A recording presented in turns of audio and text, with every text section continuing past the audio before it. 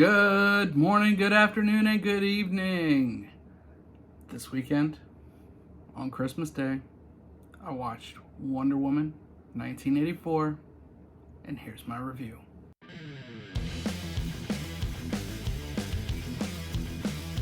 Wonder Woman 1984 took place in, you guessed it, 1984. Now, this was a huge time of glam, glitz, and excess for the United States. Everything needed to be bigger, better, more vibrant, and that's exactly what this movie kind of shows. So it's kind of cool in that aspect.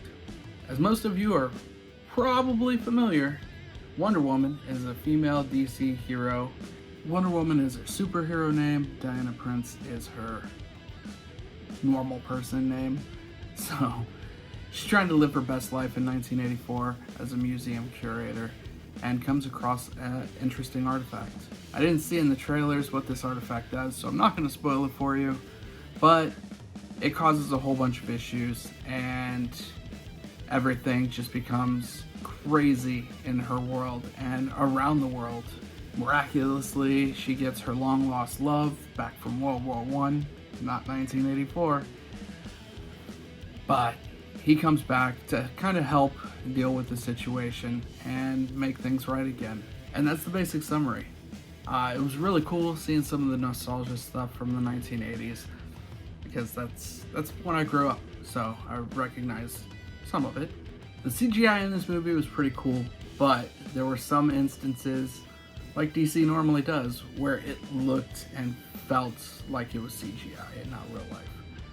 They kind of do that on most of their movies. Justice League, it kind of felt that way and you knew it, so it really didn't bring you into the world as much as like a Marvel movie would, where they're using more of a realistic look in their CGI. One of the really cool aspects that I liked about this, even though it's not comic book accurate, is the development of one of the villains. So as you saw in the trailers, probably, Cheetah is one of the main villains, and the development of her as a character was just amazing. I loved it every second, and just how she went from being her normal self to this massive, like, super villain that could stand toe-to-toe with Wonder Woman was great. I enjoyed that part. This film starred Gal Gadot as Wonder Woman. You had Pedro Pascal as Maxwell Lord.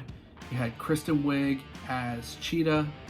And you had Chris Pine reprise his role as Steve Trevor, Wonder Woman's love interest. On to some of the negatives. The pacing of this movie was horrible. Like, there was a lot of scenes that just really didn't need to be there. And when my daughter looks over at me and says, "Dad, how long is this movie? It feels like forever," then you know that they've got a really big pacing issue. They tried to fit way too much in there, and some of the stuff they put just did not help the storyline at all. I'm giving this movie, so I struggled with this. I'm gonna give it 2 beards. It was decent for a one-time watch. Will I watch a 2.5-hour movie again that I just kind of felt meh about? Probably not. Probably won't even purchase it.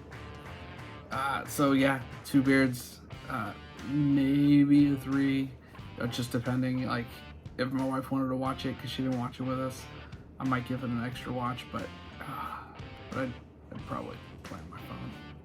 So like normal, if you haven't already, hit the subscribe, hit the like, comment, let me know what you thought of the movie, if you plan on seeing it, in the theater or on HBO Max. And I'm gonna ask you to do one more thing. Down just below this video, there's a little share button.